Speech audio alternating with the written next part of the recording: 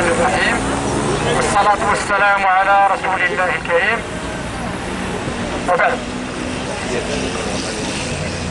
تحية لجميع المعطلين، الجمعية الوطنية ولا المجازين، الجمعية الوطنية للمجازين، ولجميع أفراد الشعب المغربي المحتج المظلوم الذي يناضل ويحتج ضد هذه الحقرة والتهميش إطالة جميع أفراد الشعب. ما يستحقوا إلا المحسوبية والزبونية ولاة الشعب، سواء كان حامل شهادة أو إنسان سوي في أوجه العطاء والعمل، إلا أنه يهمش وهو في أوجه العطاء، وهذا ظلم. ونحن لن نطلب أي شيء من أي كان، بل نحن نطلب من بلادنا، من مسؤولي ديال البلاد ديالنا، وهذه بلادنا. وبالتالي هذوك الصلاة قدام المسؤولين أنهم يراعيو، أنهم يخدموا الشعب المغربي، وبالتالي هم أجراء عند الشعب المغربي وليس العكس، كما يحلو للبعض أن يريد أن يوهم الشعب المغربي بذلك. كما نندد بهذه الهجمة وهذا العنف الذي طال هذا الشباب الذي يدافع عن حقه سلميا وحضاريا.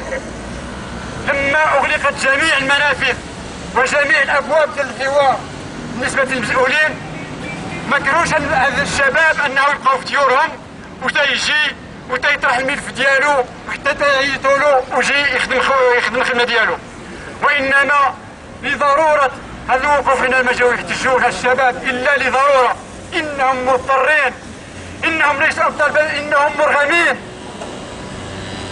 ولا حول ولا قوة إلا بالله. وإليكم هذا البيان الذي صاغته المجموعة إثر بعض التوظيفات المشبوهة في إقليم بركان، في ظل السياسة التي ينهجها المسؤولون على الصعيد المحلي والوطني في مقاربتهم لمشكل التشغيل، إضافة إلى الأنباء التي تواترت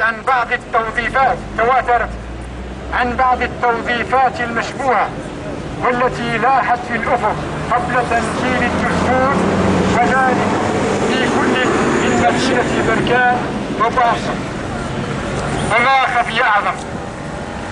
وأيضا في غياب أي سياسة وطنية واضحة تعالج مشكل المحتجين، وخاصة حامل الشواهد الذين بلغت حناجرهم الآفاق، دون جواب ولا حوار كفيل بحل المشاكل.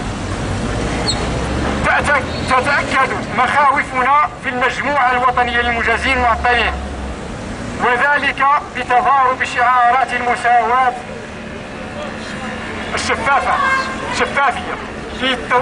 والشفافية في التوظيف مع الممارسات القائمة على أرض الواقع، والمتمثلة فيما راج مؤخرا حول خبر توظيف مشبوه لأحد الأشخاص بإحدى مقاطعات إقليم بركان، والذي تربطه علاقات متميزة بأطر سامية بالدولة، الشيء الذي يضرب بعرض الحائط كل الشعارات التي صدعت مسامعنا والتي طالما رفع شعارها المسؤولون.